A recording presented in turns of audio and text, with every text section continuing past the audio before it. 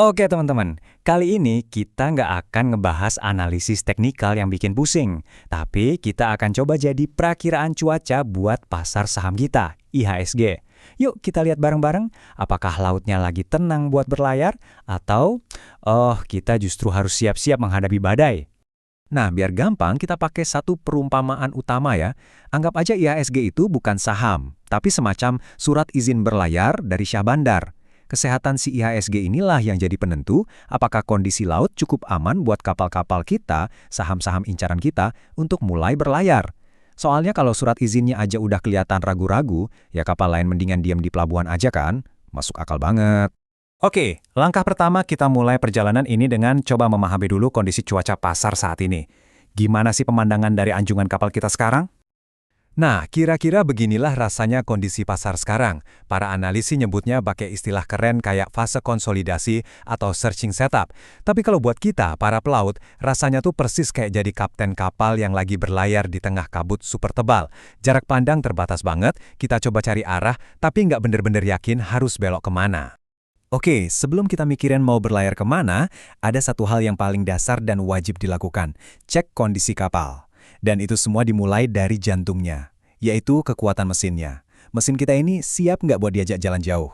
Dan ini dia data utamanya, navigator score kita. Angka ini tuh kayak indikator di dashboard kapal buat ngukur kekuatan tren pasar. Simple dan langsung ke intinya.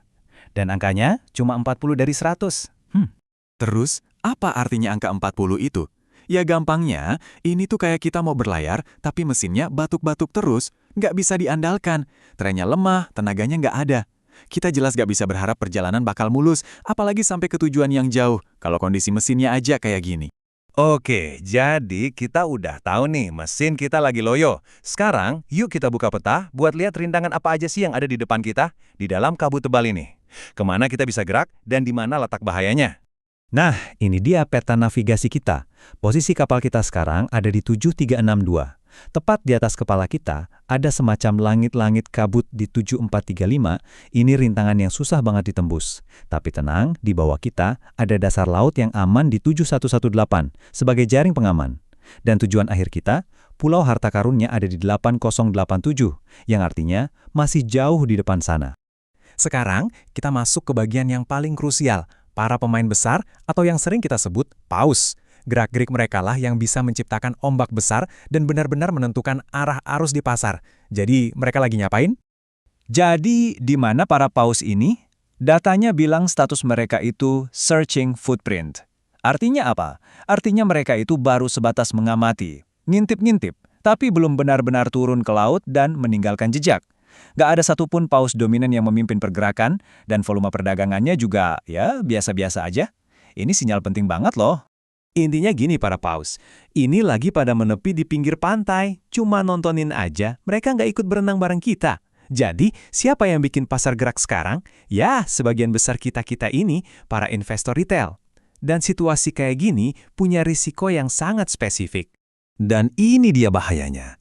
Kalau pasar kelihatannya naik sedikit, tapi cuma didorong sama kita, para retail, itu seringkali cuma fata morgana. Atau yang dikenal sebagai jebakan banteng atau bull trap. Kita mungkin tergoda buat ikutan, tapi tanpa kekuatan besar di belakangnya, pasar bisa dengan cepat berbalik arah dan menjebak siapapun yang masuk belakangan. Hati-hati. Oke, semua data intelijen sudah kita kumpulkan, mulai dari kondisi cuaca, kekuatan mesin, peta navigasi, sampai aktivitas para paus. Sekarang, tibalah waktunya bagi kita sebagai kapten kapal untuk mengambil keputusan akhir. Berlayar atau tidak? Yuk kita cek checklistnya satu-satu. Momentum, gagal, harga masih ketahan di bawah rintangan. Kekuatan mesin, gagal juga, skornya di bawah 50. Penampakan paus, gagal lagi, nggak ada tanda-tanda mereka mau masuk. Satu-satunya yang centang hijau itu sinkronisasi awan, yang artinya ya setidaknya nggak ada sinyal jual yang kuat banget saat ini. Dan terakhir, tingkat risiko, gagal, masih terlalu tinggi. Hasilnya cukup jelas ya. Berdasarkan semua data tadi, keputusannya sangat jelas dan tegas. Tahan posisi. Ini bukan waktunya untuk menaikkan jangkar dan memaksakan diri berlayar. Lebih baik tetap berlabuh di pelabuhan yang aman.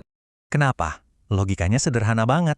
Dari 5 syarat krusial buat perjalanan yang aman, cuma 1 yang terpenuhi. Berlayar dalam kondisi begini itu sama saja seperti berjudi, dan risikonya sama sekali nggak sepadan dengan potensi keuntungannya. Dan ini dia pesan inti dari seluruh analisis kita hari ini. Harga saham mungkin kelihatan murah, kelihatannya lagi diskon. Tapi, diskon tanpa adanya konfirmasi kekuatan dan arah tren itu cuma ilusi. Untuk saat ini, sabar adalah strategi yang paling bijak.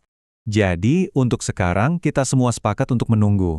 Tapi pertanyaannya sekarang buat Anda, dengan semua pemahaman ini, sinyal apa yang akan Anda awasi di Cakrawala? Apakah itu skor navigator yang mulai membaik, atau mungkin penampakan para paus yang mulai kembali ke laut? Sinyal itulah yang akan jadi tanda bahwa kabut mulai sirna dan laut siap untuk kita arungi.